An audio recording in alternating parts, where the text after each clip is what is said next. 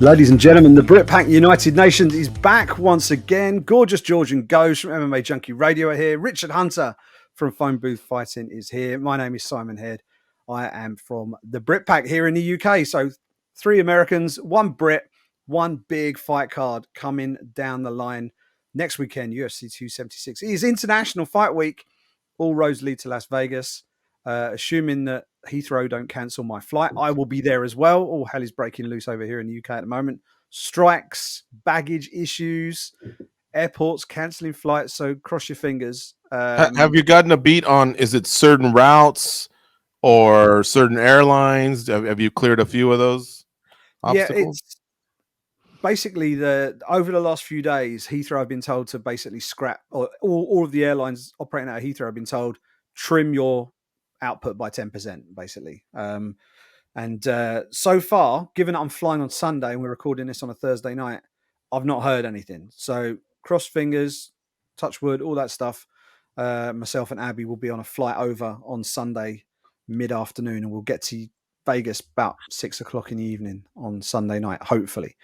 But that's enough about my travel plans. We've got a big fight week coming up, and loads coming down the line. Obviously, it's the 2 title fighters at the top of the card. Israel Adesanya versus Jared Cannonier for the middleweight title. Alexander Volkanovski in a trilogy fight. Weird kind of trilogy fight because it's 2-0 to Alexander Volkanovski in that trilogy against Max Blessed Holloway, the former champion.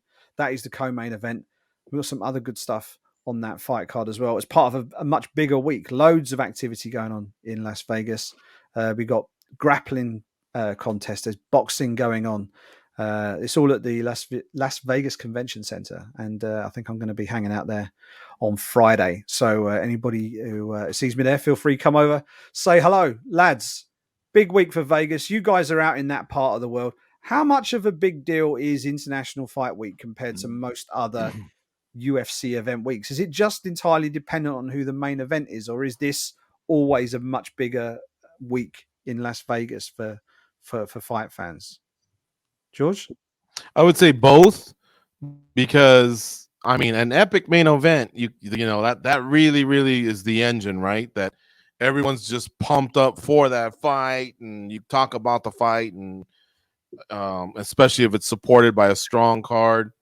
So we've been lucky that UFC 100 and 200 have landed on those, but then we've also had some just really epic main events with some superstars.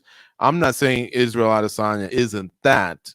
I think he's getting there, but he's not. He just hasn't taken that final step of saying, "Oh yeah, I mean, you know, the pay-per-view king" or anything like that. So we're lacking a little bit there. And then in terms of, does it take over the town? No, but its little bubble is pretty tremendous. Whatever it's doing, when the fans are there, that's all they can think about. It's our Super Bowl. So whether it's a host hotel or whether it's a spot where, like, where they're having the Hall of Fame or the convention, like you mentioned, yeah, man. I mean, it's buzzing. There's no other place you'd want to be. But you know, I've seen when like the NBA All-Star Game was in town, and like it just seemed like that was a whole other animal. Maybe even like your Pacquiao Floyd Mayweather fights are maybe just one notch, and this is back in the day. But yeah, it's huge. It's huge. Is, you know, either way, no matter what, it's huge. Goes, what's the one fight on that fight card that is sort of leaping out to you? There's so many. They've just announced Cowboy Cerrone is jumping in on that card against Jim Miller, which for hardcore fans, that is a massive addition to the fight card. It was going to be Bobby Green. Bobby Green, big favorite of I think probably all 4 of us. Great guy to watch fight, always entertaining. He's off the fight card, and Donald Cowboy Cerrone is stepping in. That's going to be a welterweight fight now, I think. Jim Miller versus Cowboy Cerrone at 170. So that's a great addition. But besides that one, Goes, what's jumping off the page for you? Well, Volkanovski and Holloway, I'm okay with it, just because Volkanovski keeps improving and he's such a dominant force, and boy, can Max Holloway throw a wrench in those plans. But really, it's the other one, man. Jared Cannonier does not get the respect that he deserves. I think he's going to give Israel Adesanya some big problems. I think that's going to be a fun chess match type of a fight, and I really think it's going to steal the show. I don't know why people don't talk about that fight very much, but I think it's going to be great.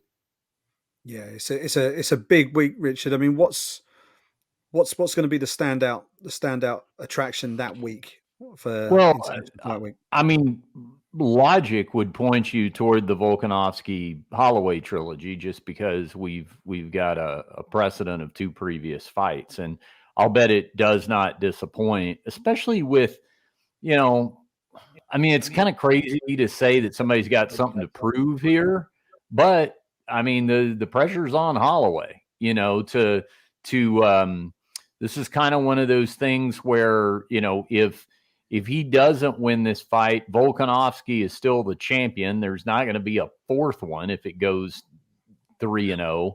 And boy, you want to talk about a glass ceiling that's not going to be able to be cracked at that point in that division. If you were Holloway, you'd just be sitting there waiting for somebody to knock Volkanovski off. So I think there's a lot of high stakes with that fight.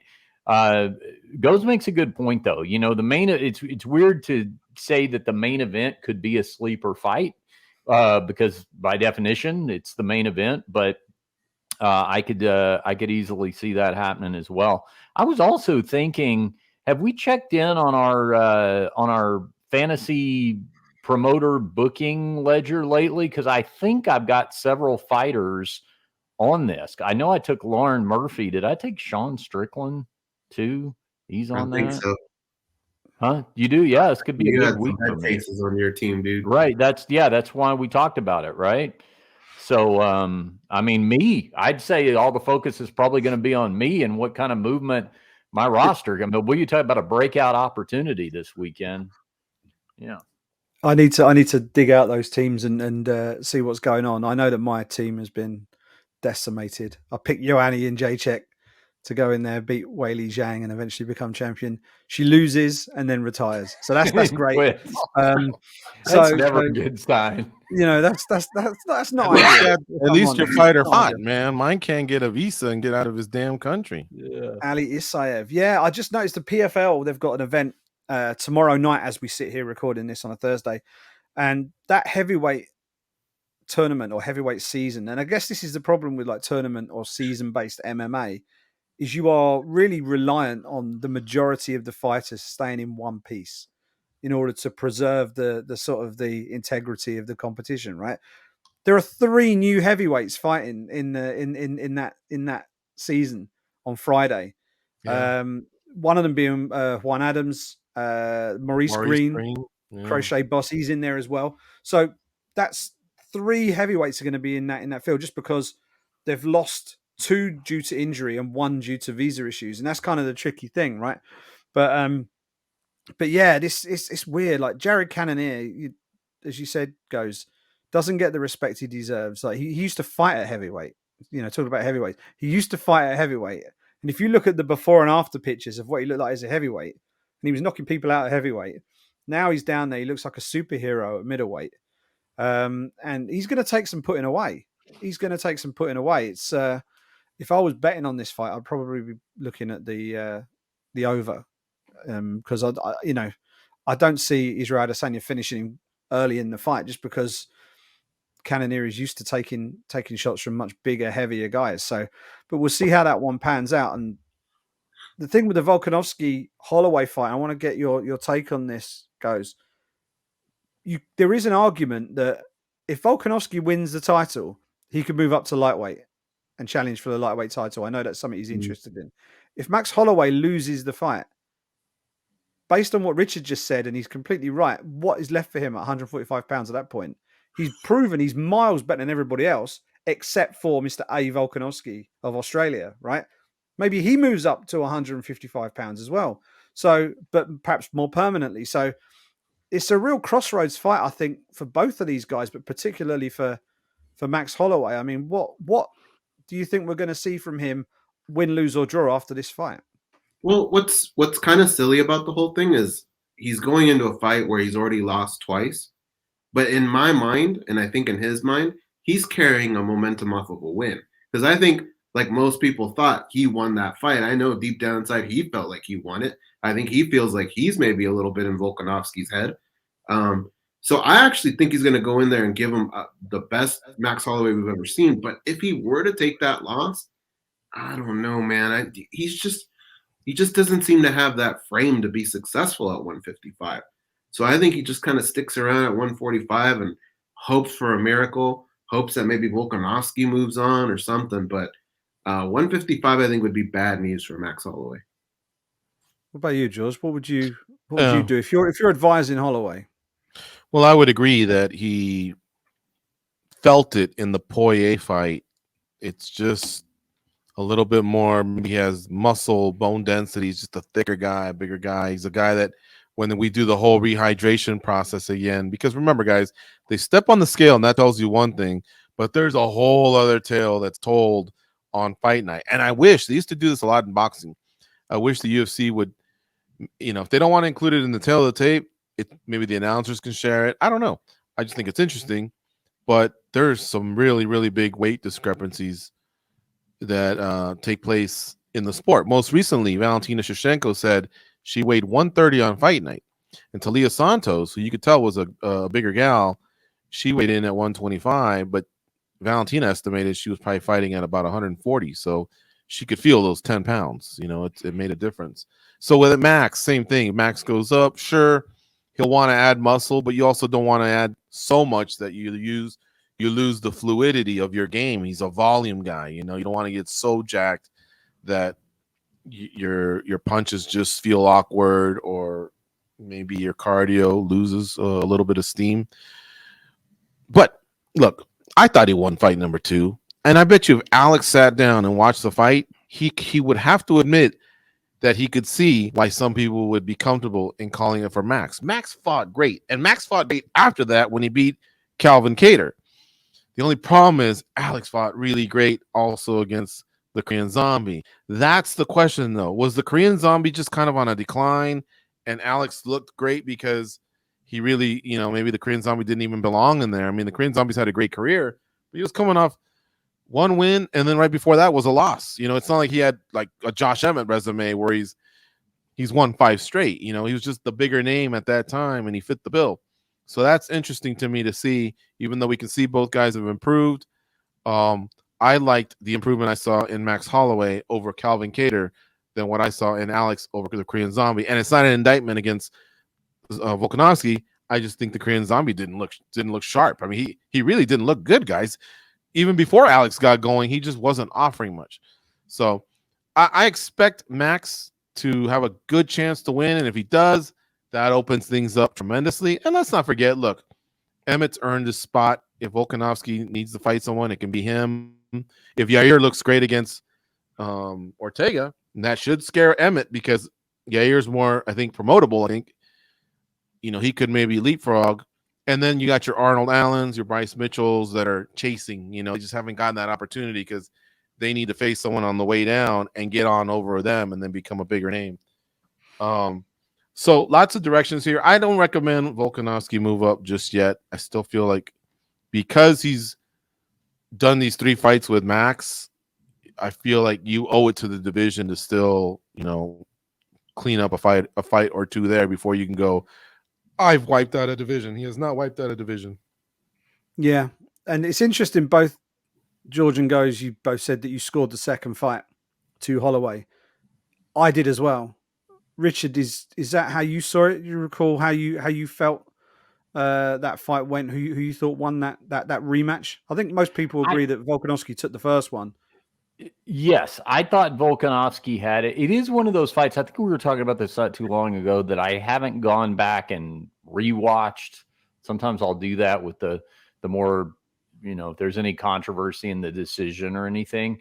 But yeah, I had that opinion. However, I also recall having the opinion that I would sure like to see him fight again. Yeah. So I'm just fine with what's happening. These kind of things go one of 2 ways. It's either, okay, I've seen it. I feel like I know how that's going to play out. We're done with that. Or, yep, that was the winner. And when are we doing it again and again? And where this case is concerned. Yeah. Yeah. Let me add to that, Simon, if you don't mind. If Emmett was Max, and Max had beaten Cater the way Emmett beat him, I don't think he would be taking enough momentum to convince us that we need a trilogy in a series that stands 2-0 champion. But because the second fight was so close, and then he steamrolled Calvin Cater. No disrespect to Calvin Cater, but I think even he said that really, really helped his campaign for the third shot. And let's not forget, Max on his own has had a great featherweight career with 3 title defenses. So, I know the UFC is not big on booking part 3s, but I thought this one was one that they got it right, and but it comes with consequences, and that's the fact that the rest of the division hasn't had much. Look at Kamaru Usman pays a consequence in that lately people are starting the old Usman versus GSP thing when you see on Twitter. Yeah, Usman's got the better overall record. He's got the impressive streak going on. He's got 5 title defenses versus 9, but he's also had a couple retreads there. Sorry, not retreads, replays there in Masvidal and Covington, whereas GSP never really doubled up in his defense, his line of defense. So that kind of, I know Usman probably cashed a big check with Masvidal because Masvidal is obviously a pay-per-view guy, but at the same time, it doesn't help his case, in solidifying, which I think he wants to go down as the greatest welterweight and welterweight ever, and one of the greatest MMA fighters ever. So there always seems to be a consequence to certain little paths you take along the way. Yeah, absolutely. And it's interesting, Goze, you said Jared Cannonier, massively underrated. I think you can attach that tag to Alex Volkanovski as well. I really do. I think you look at his body of work. I know that rematch with Holloway was super close, and at least 3 of us here think that he won that fight. But even if you look at his overall body of work and his growth as a mixed martial artist in the UFC, Volkanovski deserves way more respect than he's getting. He's starting to get more now. I think some of his more recent performances have started to resonate a little bit more, and I think the UFC, through commentary at the very least, are beginning to push that narrative that he actually is a pound for pound great in the UFC right now, and I think he is. I really do, but I don't think he's fully won over the full hardcore support. Maybe because that second fight with Holloway, who is a traditional fan favorite, right? Who doesn't like Max Holloway? So I think because of that, Volkanovski may still have a bit of a chip on his shoulder, and legitimately so, because I don't think he's been getting, his flowers that maybe someone with his body of work deserves. And I think he's going to be going out there next weekend looking to really put a stamp on this and to try and get a finish. I think if he can get a finish, if he finishes Max Holloway, then there can be no argument at that point. And we're talking about putting him in the same conversation potentially as someone like Jose Aldo as one of the best featherweight champions of all time. Aldo's got that long lineage, obviously coming up from the WEC, and just his fighting style was perhaps a little more crowd pleasing than Volkanovski. But Volkanovski's just a scrapper, man. He just goes in there like he doesn't know when he's beat. He does not know when he's beat, and he's a proper sort of bring your lunch with you kind of fighter. He's sort of blue collar guy, just goes in there and just sort of does the business by any means necessary. And I think he's great to watch. And I'm a massive fan of Max Holloway. For me, this is a dream fight. This is a dream fight. This is when I realized that I was going to this event and they put this fight on the card. This was the one that really got me excited. If you look at, sorry to cut you off, but if you look at Brian Ortega and you look at the Korean Zombie after their fights, if I was the attendee at the hospital when they brought them in, I would have thought they were in some kind of massive car wreck or something. And that's what Volkanovski did to him. And if you look at Volkanovski at the end of those fights, he didn't look too bad. And those are good fighters. Those are quality fighters, and he mopped the floor with them. And he looks better every fight. That dude has massive star written all over him. I wish the UFC would get behind him a little bit more.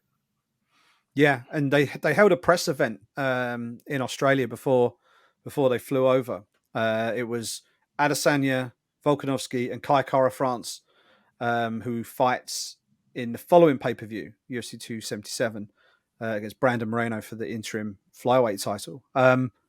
And these 3 guys are huge stars, down in Australia and New Zealand. They're absolutely massive. And surely that next fight, if he wins this fight against Volkanovski, and Adesanya wins his fight against Jared Cannonier, they have to take a show to Melbourne. They have to. They've got to do another big show in Melbourne, whether it's a Rod Laver Arena where they host the Aussie Open Tennis, or whether they go for a big stadium show again. I know Dana's not a massive fan of doing that from a logistical point of view, but they need to go back down there with a big card. They've got the stars now. They've got the stars now. And if Cara France becomes champion, you can have three title fights on one card, all from fighters in that part of the world. That would be absolutely huge for them. And they are massive fighters in that part of the world. They need a little bit more respect and acknowledgement on this side of things. But yeah, I'm really excited for both those title fights. As you say, I think Adesanya Cannonier is a little bit under the radar insofar as the competitiveness of it. Volkanovski versus Holloway, you know what you're going to get. It's going to be a barn burner. Let's talk about the middleweight fight that's on that main card. Sean Strickland versus Alex Pereira. Now, Strickland has been in the UFC forever. He's been in and around the middleweight division. He's had runs of good results. He's sort of dropped off a little bit and he's come back and he's in great form right now. Alex Pereira, former kickboxing champion, has a win. I think is it 1 or 2 wins over Israel Adesanya in competitive fights. He didn't wipe the floor with him, knocked him out, but competitive fights. He's now on his way up. That is clearly the fight that the UFC are looking at next, right? If Adesanya gets past Cannonier and Pereira gets past Sean Strickland and makes enough noise on the microphone on Saturday night, that's going to be the next one, surely. Because the middleweight division, they're kind of running out of people for Israel Adesanya to fight. Is it going to be too early for Alex Pereira, though, only a few fights into his UFC career? What do you reckon, George? I'll tell you what. Why don't I defer to Richard to go first because I know he's on a time constraint, and then I'll follow up. Yeah, I like your thinking here, Simon, and it's always interesting when because we don't see it happen very often, but when you can kind of see that roadmap laid out like 3 moves ahead. And it's also a situation of the timing being right. Because when you ask a question like, well, have we seen enough of somebody to justify this position or anything? Sometimes that's kind of why you need to do this right now or within the next couple of steps. Not saying somebody doesn't deserve their position or won't be around for a long time to come, but I think the UFC has always done something that at times I've had to adjust to, which is the strike while the iron's hot, get the thing done now while all the pieces line up. And there have been times, and maybe this comes from my old boxing sensibilities, where I'm like, well, no, wait, hey, this should build up over 3.5 years. There's, we'll just keep these two apart. We'll keep building and building and building. And the UFC's never done that. And I think, to their credit, I think the fans have benefited from that. So, yeah, and it's always, to me, more intriguing to watch a fight when you know that there's that kind of underlying narrative starting to shape up. So, yeah, I get 100% see that as well. And I think it makes the fight all that more interesting, but also without just a straight up foregone conclusion. That's the other thing too. It's not like, okay, well, after he beat Strickland, it's if. Yeah, absolutely. And, Strickland, it's going to be his 29th pro fight. He's got 25 wins. Pereira is 5-1. The difference in experience is immense. Absolutely immense. So it's going to be fascinating to see how all this pans out. Rich, I think you got to disappear, right? I am going to hit the eject button here. I just wanted to get my Sean Strickland point in, and then that was it for me. So I can't top that. But yes, thank you for having me, and I'm glad we continue to build this international goodwill during times of otherwise immense polarization. So let us be, I feel like the only thing we could do to bring the world together more than what we're doing now is if we were all PGA level pro golfers and we could all go play for Saudi Arabia and, do the world a good deed. Yeah, I got a buddy that just texted me. He wants to go to the Haunted Museum. Can you leave him a couple tickets? Steve DiGiorno, can you put it? Check out the Triple G show. DM me on Facebook. Yeah, tell him to DM me on Facebook. Yeah, you're right, Simon. I was just talking about like multiple chapters that's a good point. You need to subscribe to our Patreon at the top level to be able to piece all these elements together to get the complete story. All right, you guys have a good day. I will talk to you soon. Bye, guys. Take care. Maybe see you next week. Right, well, we're back with the gorgeous George and Goze, the OGs of MMA Junkie Radio, who, fingers crossed, we will have beers with at some point next week. But yeah, Strickland versus Pereira is an interesting one, right? I love that fight. It's such an interesting fight because Strickland is predominantly a stand-up fighter. He likes to work in the stand-up, but he has got the ability to take the fight to the mat. He's done it in the past, and he's been successful with it. Alex Pereira is a pure striker and a world-class one at that. He has a massive disadvantage when it comes to in-cage experience, but I get the sense that probably behind the scenes at the UFC, and this might be being a bit harsh to Sean Strickland, but I get the impression that probably a lot of people behind the scenes at the UFC are really hoping Alex Pereira can get it done and get it done in spectacular fashion. Not necessarily because Sean Strickland is a controversial character, because he kind of is, but more because it's a more sellable fight for Israel Adesanya to fight a guy who they can paint as his nemesis from their kickboxing days. So, but it is really early, George. It's so early, and is that the danger right now? That if Pereira absolutely blows through Sean Strickland and finishes him by knockout at some point in the fight, is it just a natural progression that he immediately gets the next shot at the title, or should he have to fight again before he gets a shot at Israel? Assuming, we know what assuming can do, but assuming Israel gets past Jared Cannonier in the main event later that night. Well, because he brings in a ton of experience from kickboxing, you know, it's not a 5-1 athlete in the sport of mixed martial arts. It's a decorated kickboxer who's now transitioned over, but is pretty seasoned. You know what I mean? At least we know that from the stand-up department. But the side plot there with him having knocked out Adesanya in kickboxing, if Pereira plays his cards right, and he has the opportunity to do so, and I'll tell you why. Because, yeah, Strickland is love him or hate him. A lot of people have gotten on the bandwagon and oh, he's controversial, blah, blah, blah. He speaks his mind. Okay, I'm in. And that's fine. And then there's a lot of people that probably want to see him get knocked out. Pereira has a chance to get rid of Strickland, or at least just push him back down the ladder, and then build up something with Israel Adesanya based off that win. But, you know, it requires you to be a bad guy sometimes. And I know that part of mixed martial arts is those two words at the end, martial arts. And attached to martial arts is a lot of traditions, a lot of respect. I get it. I respect that part of it. But this is also called the Ultimate Fighting Championship. And last I remember, in a fight, boy, man, there's many ways that respect and you know, everything else, traditions go out the window. And that appears to be how our sport is promoted, more on the fighting side, more on like, you know what, you pissed me off, and after school, we're going across the street behind that Jack in the Box, and we're going to throw down, and guess what? The whole school would go. All the freshmen, all the sophomores, all the juniors, and they wanted to watch the two seniors fight or whatever, right? And I use this example, haven't used it in a while, so I'll use it again. But if you told your buddies, hey guys, I'm in a karate tournament on Saturday, hopefully you guys can go. Come on, maybe you're lucky if one guy shows up. For the most part, you know what I mean? It doesn't have that feel of oh man, someone's got to eat crow. You got to back up your words. You know what I mean? And that's more of that fighting side than the martial arts side. And so Pereira has to tap those buttons on Israel, on the promotion, and on those fans.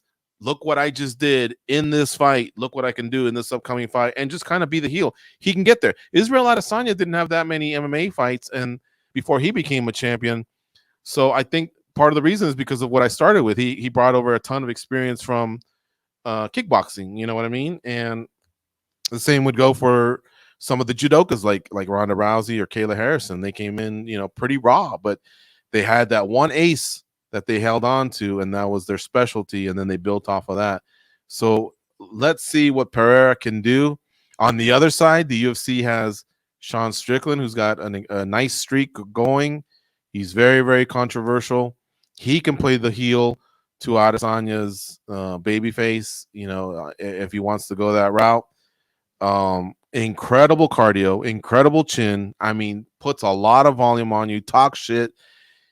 The UFC really, really has a great opportunity here to make one of those two a viable contender for the winner of Cannonier and Adesanya. Now, look, I realize there's Costa and Rockhold, and they have more name than what have you done for me lately?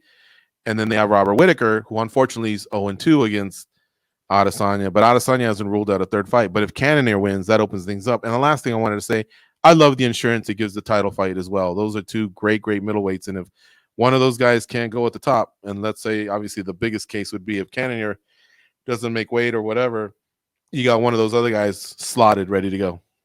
Yeah, and just to follow up on a point you made there, Adesanya was 17-0 when he fought for a UFC title, but in the UFC, I think it was his 6th fight when he fought for the interim belt, 7th fight in the UFC when he won the undisputed belt. So it's not that different from Pereira insofar as Pereira's had, I think, 6 pro fights.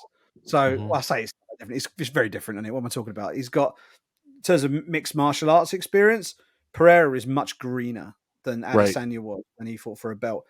But Adesanya in the UFC went up that ladder pretty swift. I remember I think it was the International Fight Week event actually when he fought Brad Tavares at the Pearl at the Palms. I think it was at the Pearl at the Palms, and it was a superb performance, absolutely superb performance against Brad Tavares in the tough finale. That was back in 2018, and that was only his 3rd fight in the UFC. And at that point, it looked like he was a champion waiting to be crowned. And that was only his 3rd fight in the UFC. Just the way he just pieced up Brad Tavares, who is no one's fool. He's one of the most durable guys in the division, and he put a beating on him for 5 rounds. So, yeah, interesting to see how that fight's going to go. Who are you picking in that one, Goze? I mean, what's your take on this middleweight title picture? Because look at the rankings, and almost everybody in the top 6 or 7, Adesanya's already beaten them. So once you get past this one, Jared Cannonier, if he gets past Jared Cannonier, maybe you got Pereira, and then look further down the list for fresh meat. You got Darren Till, but Darren Till's got to win some fights first. And he's injured. Then the only other 2 names that you can really throw into the mix are 2 guys who aren't even in the division right now.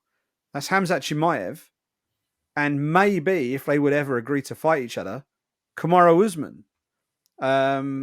Because there's not a lot else at 185 pounds for Adesanya. If he gets past this fight, maybe he's got 1, maybe 2 more, and then he's kind of cleaned the division out.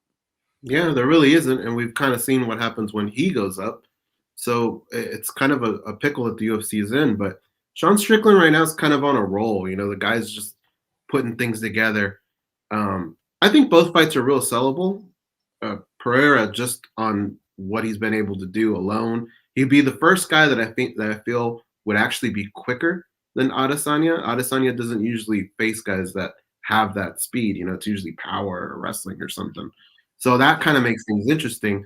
You could always sell it with Strickland, but do you want to let that genie out of the bottle? I mean, who knows what that guy's going to say or do to sell that fight? I don't know, man. This is really kind of a coin flip for me. It's hard for me to go against Strickland because I know he just doesn't stop. He's a Terminator. He's going to be in your face the whole fight. If you look at his last fight, like even in the later rounds, that dude just wasn't stopping, man. So I think I'll probably give the edge to Sean Strickland, but I wouldn't be shocked if Pereira got him. Yeah, you look at the man's record. He's not had a real dip in form in his career. He's had a couple of losses, but the big thing that really, if affected is the right word to use, affected his career, he had a couple of years away. He had a year and a half or so, or 2 years away.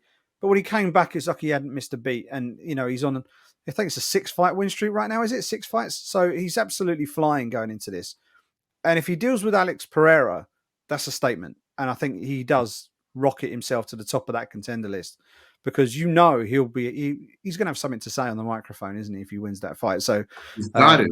He will. He's not going to be shy about that. He'll be saying plenty during the week, I'm sure. And I'm sure Pereira will already have some things prepared as well. One guy I wanted to talk to you guys about, and it's a guy who he's been earmarked as a star for years now, and he's taken his career in, I think, quite a mature way in terms of not trying to go too fast too quickly. And that's Sean O'Malley. Sean O'Malley is kicking off the main card on Saturday night against Pedro Munoz. This is the biggest test, I would say, of his career. O'Malley's ranked 13th in the UFC bantamweight division. Pedro Munoz is ranked 10th. This is a gateway to the really big fights at 135 pounds. I know that if he beats Pedro Munoz, he's going to want a new contract. He's going to want a serious pay bump, and then he's going to want to go fight those big guys and maybe work his way up towards a title. But up till now, he's been quite happy fighting those guys on the fringes of the top 15.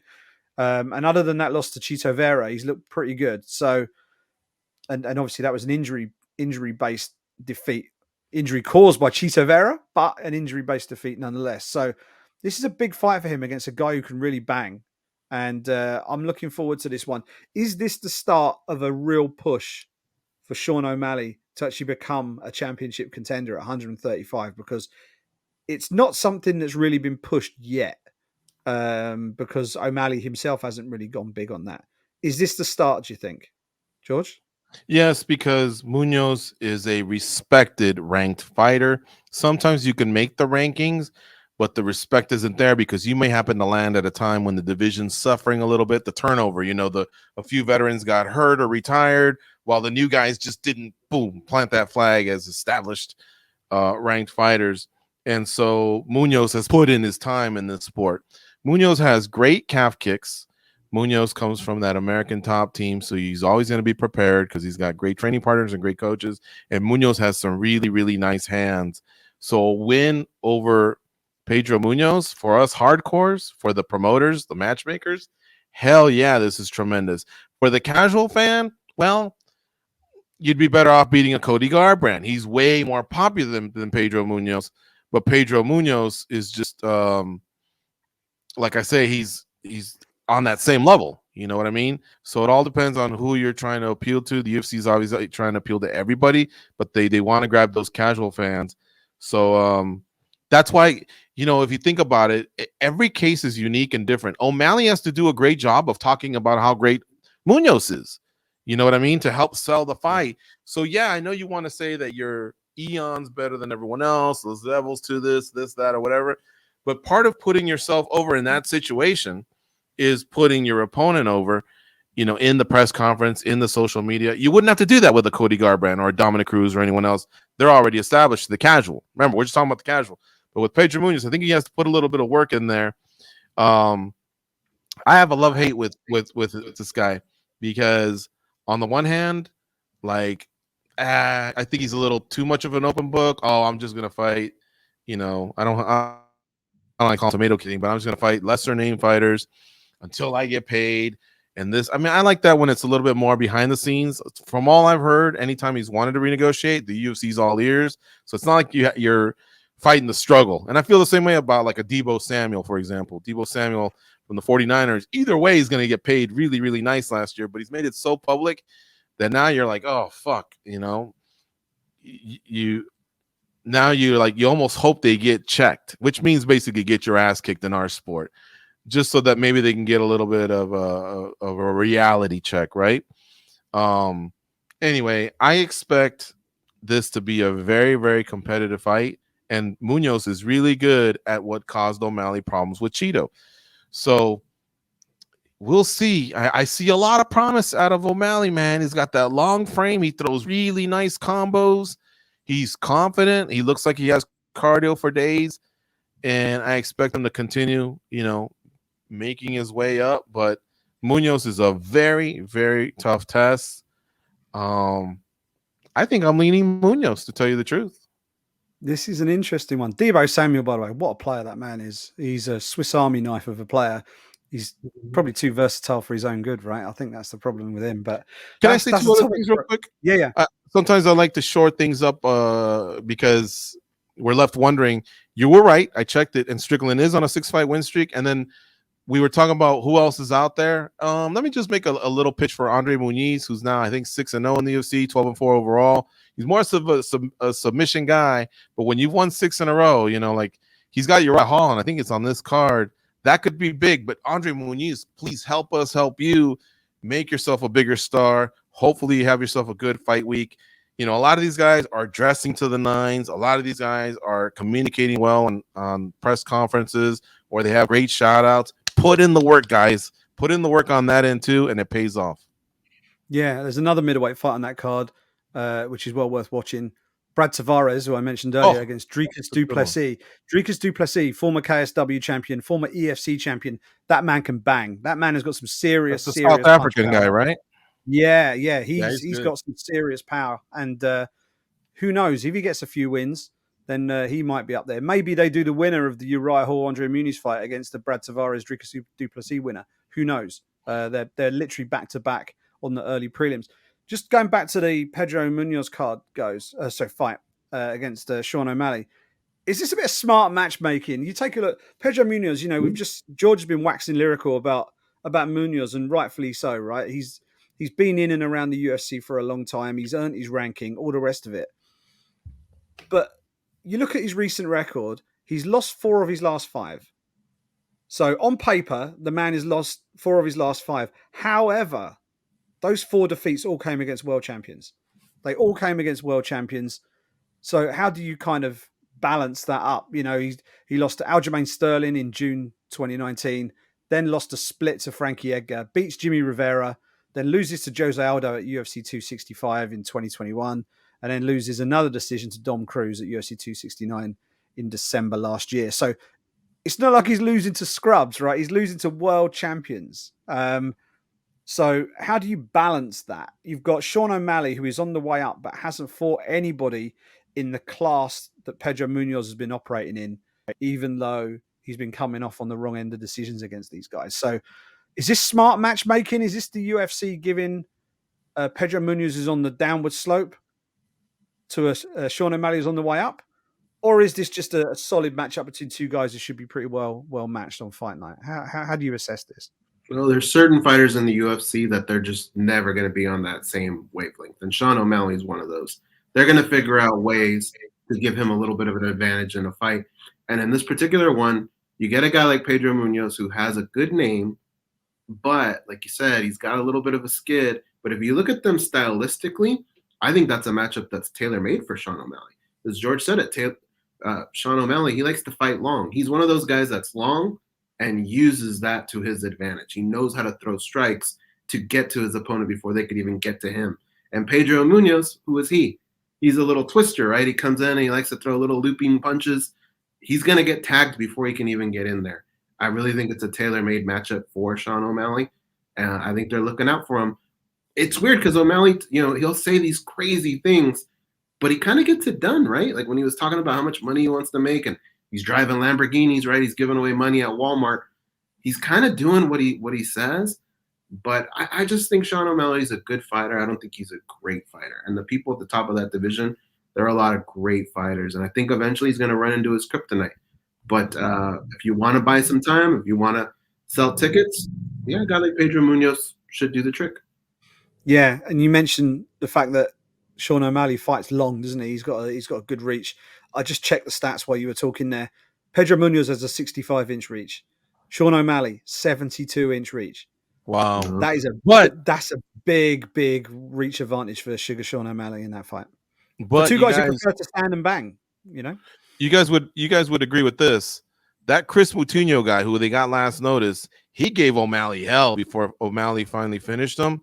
Had that been a Pedro Munoz, I'm not sure O'Malley gets out of there with a W. You know what I mean?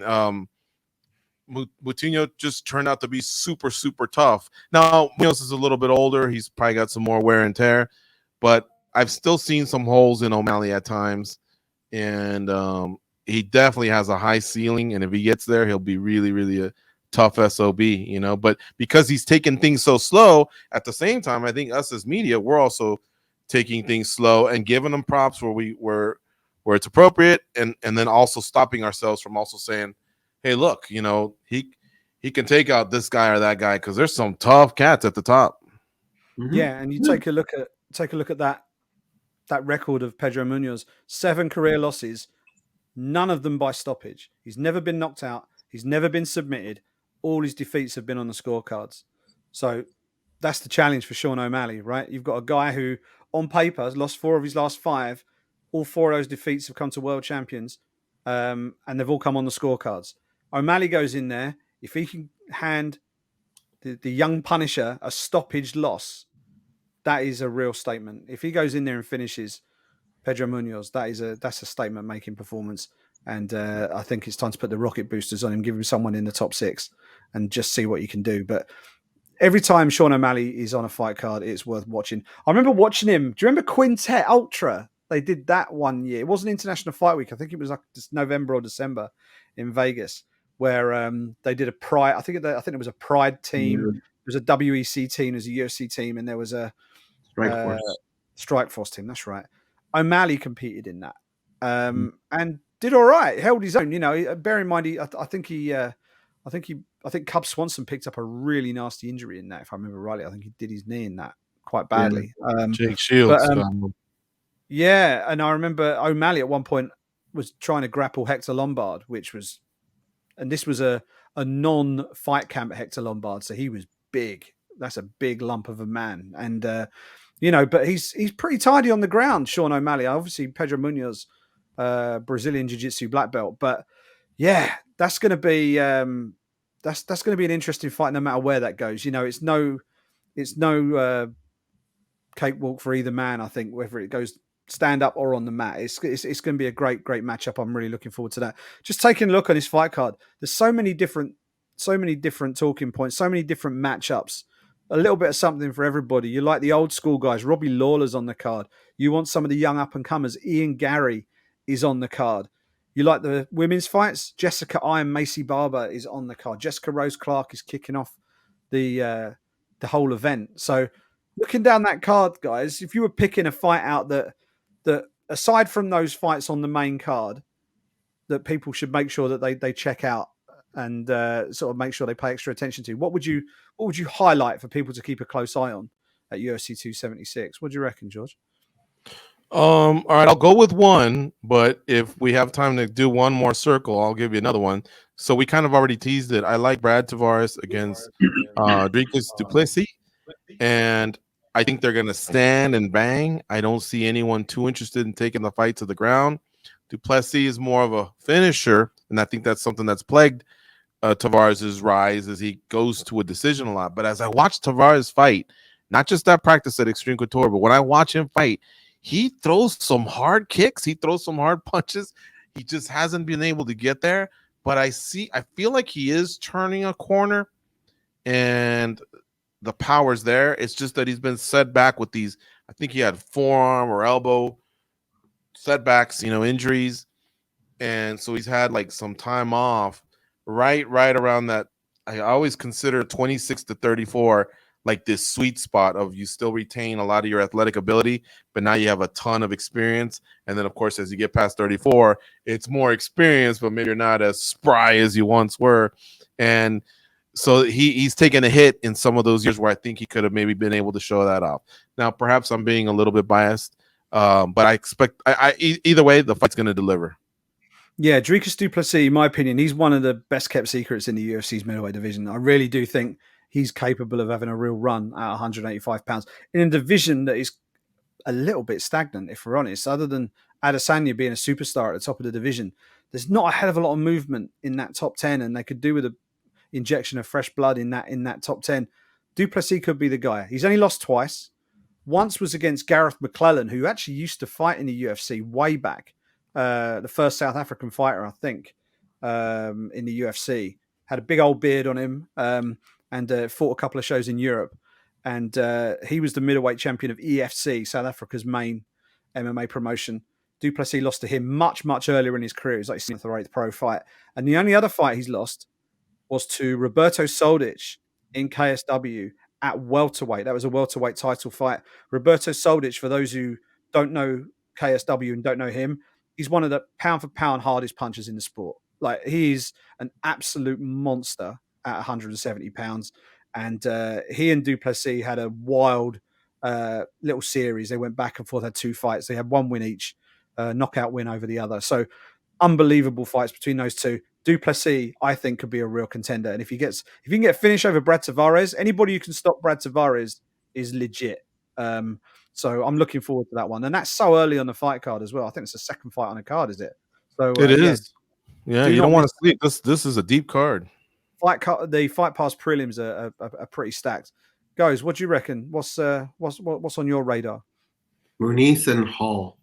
I think that's going to be a banger. The only problem is, man, you never really know what Uriah Hall you're going to get in a fight, and that can kind of suck. But if he shows up, that's going to be a good one. And the way you hear Uriah Hall talking and even forecasting the future, I think this one will be a really good, fun fight. But I hope he's got his mindset on his opponent, because Muniz is no joke, dude. You can't overlook that guy. 8-fight win streak. I'm just looking at his record now. 22-4, 8-fight win streak, 22 wins, 15 by submission. Do not go to the ground with that man. He will take one of your limbs home with him. So, by the way, yeah. I'm a little disappointed when you asked that question that I didn't hear. 4 minutes on the clock. You start us off, George. Oh, there we go. See, it's like the old days, isn't it? The old spinning back. But yeah, no, I'm looking forward.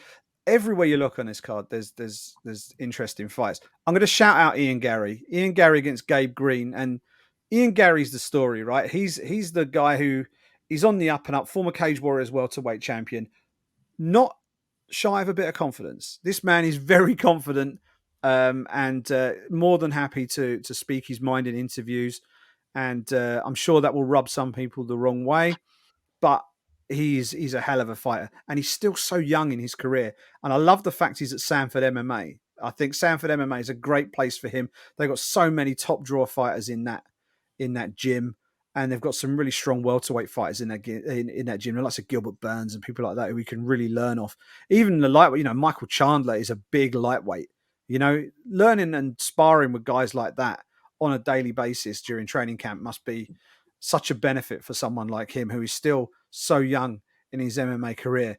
But they've given him a really tough out in Gabe Green. Gabe Green has looked really impressive. I remember when he'd started at the UFC, I think I was writing for MMA Junkie at that point, and he fought Daniel Rodriguez in his UFC debut. And I used to do a rookie report on MMA Junkie. I used to write about every rookie performance in the UFC. And he fought really well against Daniel Rodriguez, who is obviously doing very well at welterweight now. I think he's ranked at this point. So, and lost the decision. And since then, he beats Philip Rowe and absolutely starches Johan Lioness from the former CFFC champion, who is a big old unit for 170 pounds. And he finished him in the second round. Gabe Green is legit. And I think this is going to be a really good test for the future Ian Gary. As I say, this is the biggest stage for him right now, fighting in Vegas, International Fight Week, big fight card. And I'm looking forward to seeing how he goes. George, you said you've got some more. Well, like Brad Riddell, I know he just took a loss to Fiziev, if I'm not mistaken. Prior to that, he really had a nice run. He's got Jalen Turner, who started off 8-5, but now he's peeled off 4 in a row, all finishes. So I just expect it to be a nice, slippery fight where they're gonna grapple, they're gonna strike. It's gonna go a while. Might there be a finish? Maybe, I don't know. But just both guys I know can go hard for 15 minutes. And then I think I'm not breaking any news here. Brian Barberina, when he fights, it's got slobber knocker written all over it. Now, Robbie Lawler's pushing 40, I believe. I don't know his exact age. I know he's getting up there. It's not the old Robbie Lawler, but he knows how to gauge his gas tank, another Sanford MMA guy. And so you can see he's a lefty, right? He may not throw as often as he does, but when he explodes, it's like, you hold your breath. If I'm a family member of the other guy, that's what I'd be like. Oh no, tell me when it's over, because Robbie Lawler can uncork it, and he still has that power. It'll never go away. Barberina's hittable. In fact, I almost think Barberina doesn't get going until he's been hit a few times. So that fight has the potential to be like that slobber knocker I described. 2 veterans just going at it.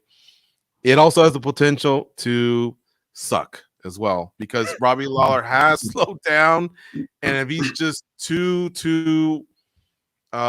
patient, and if Barberina at the same time, stays away from that, suck at times, not overall. It won't suck as a fight. It'll be a good fight. It'll just have these pockets where I think maybe things can slow down. I'm not forecasting a Esparza Namajunas round 1-esque type of round, but just pockets is what I meant to say. Yeah, and Barberina, I mean, Barberina is one of these fighters. He's in your face from minute 1 until the final bell. You know, if you don't get him out of there, he's going to be a pain in your backside for the entirety of the fight, and it's up to you to deal with him. And his last fight against Matt Brown, I remember, that they booed the place down for him because he was against Matt Brown in Columbus, Ohio, and that's Matt Brown's home territory, and he got the split decision win. Did Brian Barberina in that fight? I think we're going to see a similar kind of fight. If you ever have a moment where you guys are going out for the evening and your bird says, all right, I'll be ready in 30. You're all showered, you're having a drink, and you're just waiting for her. Pop in Barberina versus Vicente Luque. I guarantee you that fight could strongly be considered a Hall of Fame fight just because of how nutty it was. I don't know if you guys remember. It was about 3 years ago. The only problem was at the beginning of 2018 or 19, whenever it was. And you want to be impressed. You want to finish strong, right? So when these awards come around, it's whatever happens at the end, or if there was a title fight, that usually carries more weight. But that fight was something else, man. Watch it again while she's getting ready. It'll only take you 15 minutes, 17 if you throw in the in between the rounds. But I'm telling you, it's worth it. Yeah, Vicente Luque, what a fighter he is. Another one out of Sanford MMA, and obviously Robbie Lawler coming out of Sanford MMA. I think that's going to be a banger. I mean, this is all killer, no filler. This fight card. You got another one you can throw in the mix, Goze? Well, I mean, I think we kind of said it earlier, but the Cerrone fight. I mean, whenever you get legends like that going at each other with those types of styles, it's like it's going to be fun whether it's on the feet or on the ground. I think that'll be a good one. But top to bottom, yeah, it is kind of hard to go wrong with this card. Yeah, we didn't even mention Lauren Murphy and Miesha Tate much. It's historical in the sense that Miesha Tate's pretty much a legend, man, a former Strikeforce and UFC champ, and then Lauren Murphy had a nice run until she got checked by Valentina. But those are quality flyweights. And if Miesha Tate wins that fight, I think there is a reasonable chance that she gets the next shot. I really do. I know we talked about it on a previous episode of the Brit Pack United Nations, and Valentina Shevchenko has options. She certainly has options. Miesha Tate is one of them, and a very sellable one if she can get past lucky Lauren Murphy on Saturday night. So many good fights. I'm looking down this fight card. Is there a fight we haven't talked about? Jessica Eye versus Macy Barber kicks off the televised prelims. Well, yeah, that's an interesting one. That's a crossroads fight in many ways for both of them. Jessica Eye, former title challenger. I think she's trying to find her feet again a little bit. She's sort of dropped off a little bit. Macy Barber, obviously, there was so much hype around Macy when she came through the Contender Series. She's sort of hit her level a little bit, and now I think she's starting to find form again. I think she's starting to grow as a mixed martial artist, and I think that's going to be a really, really entertaining fight. She's on a 2-fight win streak. She beat Miranda Maverick by split decision. I'll be honest, I thought Miranda Maverick won that fight, but then she beat Montana De La Rosa. Certainly that was a much stronger performance, and now she's in there against Jessica Eye, who obviously former title challenger, but since that loss, that devastating head kick loss to Valentina Shevchenko, she beats Vivian Araujo at UFC 245, but has lost 3 straight decisions to Cynthia Calvillo, Joanne Wood, and Jennifer Meyer. So she desperately needs a win right now, and when you've got someone with their back against the wall, they tend to come out swinging. So that could be a really entertaining fight to kick off the televised prelims. That'll be on, I assume there'll be ESPN. Will it be on big ESPN for this one because it's the International Fight Week? Or will it be big ESPN will have the featured prelims. I think ESPN Plus will have the early prelims. But yeah, for Jessica, I think Darren Elkins, I mean, a veteran of the sport, but on a losing streak, Darren Elkins just posted on Facebook that he got a new contract. If she wants to continue fighting, you can't go 0-4. She has to win this fight, Jessica Eye, because really she's already done the title challenger part, and now you start becoming that gatekeeper again, the person that can put the younger talent over.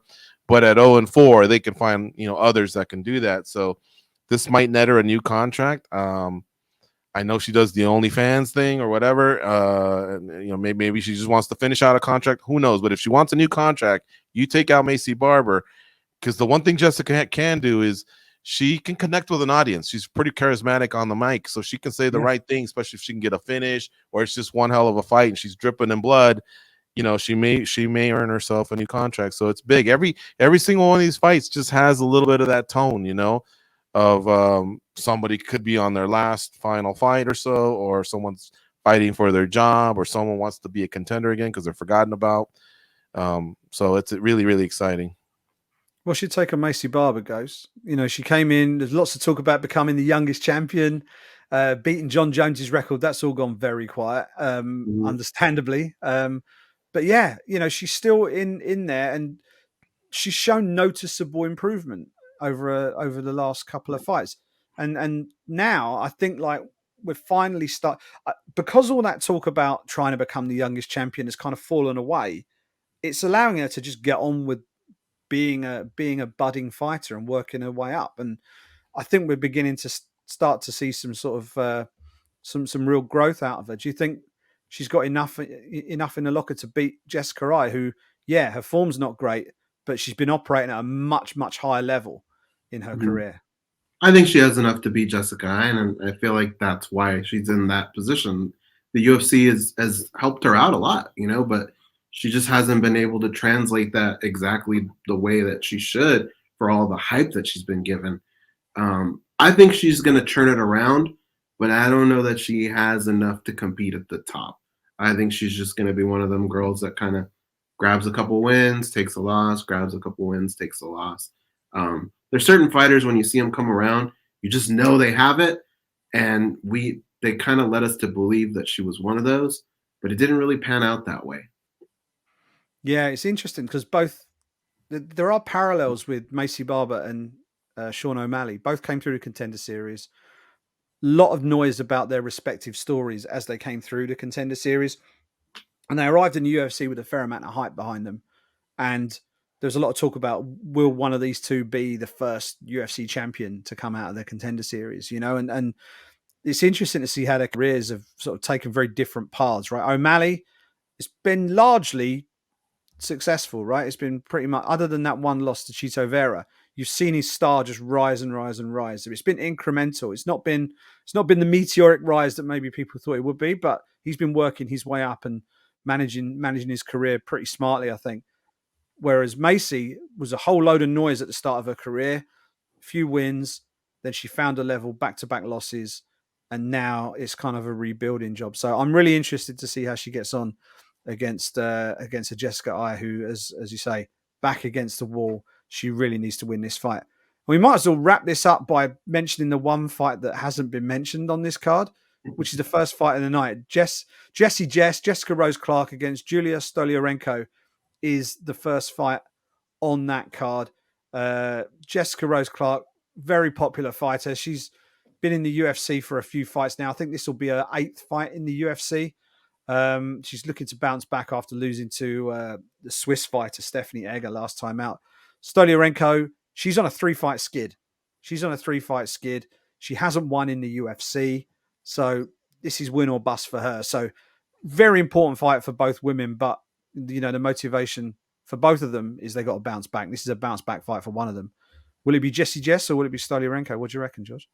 Jess, I'll be open about it. She's been to our studio plenty of times. She was the one that got us to taste the Vegemite. Tried it in, the whole setup. So I've always had a little soft spot for her. She used to be at Extreme Couture before moving over to Kieran Fitzgibbon's gym. I forget what the name of it, up in Northern California. It's actually in Dublin, California. Excuse me, what is it? CSA, that's right, CSA. And so yeah, that last the last win that she had, Jessica Rose Clark, she got a little bit of her swag back. So I'm hoping she can carry it into this fight. I think she could be tremendously popular if she could get on some sort of a streak, maybe a couple finishes in a row. And I'm telling you, I think she could go upwards, but she's got to shake off some of those losses and then some of that time off. I think there was maybe a couple weight misses. Now she's established herself more, at the division she wants to compete in. But I got her beating Stoliarenko. Stoliarenko is, man, what I'm about to say is cruel. I just don't think she's really UFC level, and I think the record proves it because she was a standout up until she got in the UFC. And I think she's had an 0-3 run. Yeah. Yeah, actually, she's had 4 fights in the UFC. Just checking her record. She actually fought in the Ultimate Fighter Heavy Hitters finale back in 2018. And she lost that fight as well by split decision. So she's 0-4? So in the UFC, she's actually 0-4. She's 0-3 in this run. But yeah, she fought in the Ultimate Fighter finale back in 2018. And she's lost 3 straight in the UFC. She got a shot in the UFC by winning the Invicta Bantamweight title via split decision in her 1 fight for Invicta.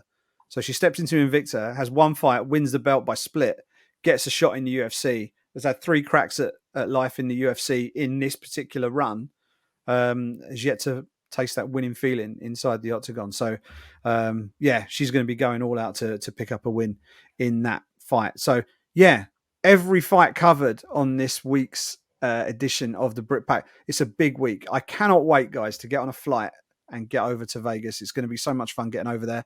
And where are you staying, mate? I'm staying at the Hooters.